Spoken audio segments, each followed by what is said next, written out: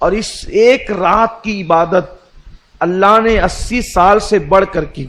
اسی لیے جب یہ رات آئے تو اس میں مغرب کے بعد غسل کرنا سنت ہے. بعد مغرب حضور علیہ السلام کا معمول ہے کہ اللہ کے حبیب صلی اللہ علیہ وسلم بعد مغرب غسل فرماتے تھے. اس کے بعد آقا کریم صلی اللہ علیہ وسلم مسجد میں عبادت کرنا اس رات کو پسند کرتے تھے. گھر میں بھی کر سکتے ہیں، لیکن بلکہ صحابہ کرام تو شب قدر میں نئے لباس کا اہتمام کرتے تھے، نئے کپڑے وہ پہنتے تھے شب قدر میں. کچھ صحابہ تو ایک ہی لباس سلا کر رکھے ہوئے تھے، جیسے حضرت انس ابن خزیمہ وغیرہ، کہ یہ حضرات اسی رات میں وہ لباس پہنتے تھے اور پھر کسی وقت اس لباس کو استعمال نہیں کرتے تھے. آقا کریم صلی اللہ علیہ وسلم سے پوچھا گیا کہ یا رسول اللہ، اگر ہم شب قدر پائیں تو اس میں سب سے زیادہ کون سی عبادت کریں؟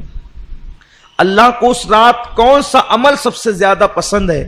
تو اللہ کے حبیب صلی اللہ علیہ وسلم نے فرمایا، اگر وہ رات تمہیں مل جائے تو کثرت کے ساتھ دعا کرنا، کیونکہ اس رات اللہ کو دعا بہت پسند ہے. حضرت اما عائشہ صدیقہ نے پوچھ لیا، یا رسول اللہ دعا تو کریں، کون سی دعا زیادہ کریں، وہ بھی سکھا دیں. تو آقا نے فرمایا کہ یوں کہو، اللہم انک عفو کریم تحب العفو فاعف عنی. اللہ تو عفو ہے، تجھے معاف کرنا بہت پسند ہے، سو تو ہمیں معاف فرما دے. اس رات توبہ کرو کثرت کے ساتھ، ہو سکے تو صلاۃ التسبیح کا اہتمام کرو، ہو سکے کچھ نوافل پڑھو، اور جب رات کا آخری پہر آ جائے تو پھر دعا میں مصروف ہو جاؤ، اور ہو سکے تو سحری تک دعا کا اہتمام کرو. کیونکہ یہ رات جاگنا اپنے مقدر کو جگانا ہے. جو اس رات کو جگ گیا وہ 80 سال عبادت میں آگے ہو گیا.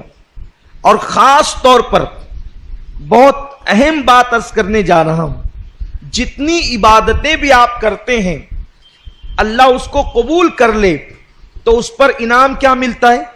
جیسے کسی نے حج کیا تو حج کرنے والے کے سارے گناہ معاف ہو جاتے ہیں، وہ ایسے پاک ہو جاتا ہے جیسے ابھی اپنی ماں کے پیٹ سے پیدا ہو.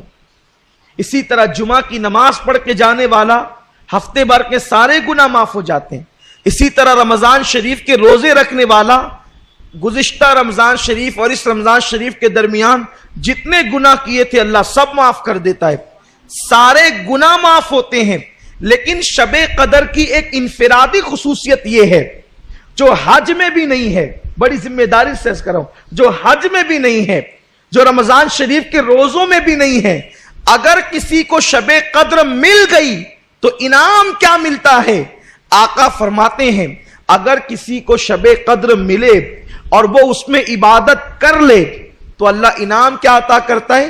جتنے گناہ کیا ہے وہ بھی معاف کر دیتا ہے، اور جو ابھی کیا نہیں ہے کرنے والا ہے اللہ اس کو پیشگی معاف فرما دیتا. کتنا بڑا کرم ہے. لیکن شب قدر ملنا چاہیے، اور وہ متعین نہیں ہے، لیکن ہم تو بس اللہ پر امید کرتے ہوئے جو ہے وہ شب قدر میں عبادت کرتے ہیں.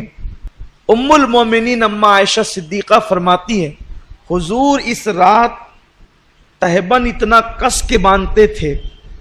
میں نے پوچھا حضور اتنا کس کے تہبند باندھتے ہیں؟ تو فرماتے ہیں عائشہ عبادت کے لیے کمر کس رہے ہیں. جب ٹائٹ کوئی چیز کمر میں باندھی جائے تو پیٹھ سیدھی ہوتی ہے، اور اس میں کھڑے رہنے کے اندر جو ہے وہ انسان کو مدد ملتی ہے.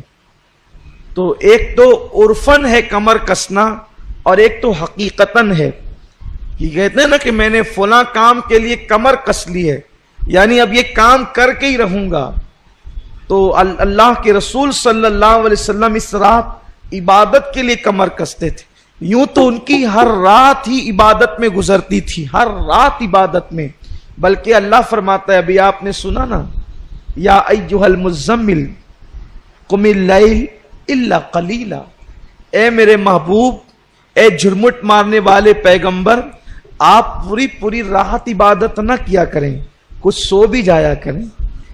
یعنی جس کی عبادتوں کو دیکھ کر خدا فرماتا ہے کچھ آرام بھی کر لیا کریں، تھوڑا کچھ آرام بھی کر لیا کریں۔ عبادت کا اتنا ذوق تھا، لیکن اتنی عبادت کرنے والے رسول شب قدر میں اور زیادہ کرتے تھے۔ فرماتی تھی اماں عائشہ کہ حضور علیہ السلام سال بھر جتنی عبادت کرتے تھے اس سے زیادہ کثرت کے ساتھ میرے آقا شب قدر میں عبادت کرتے۔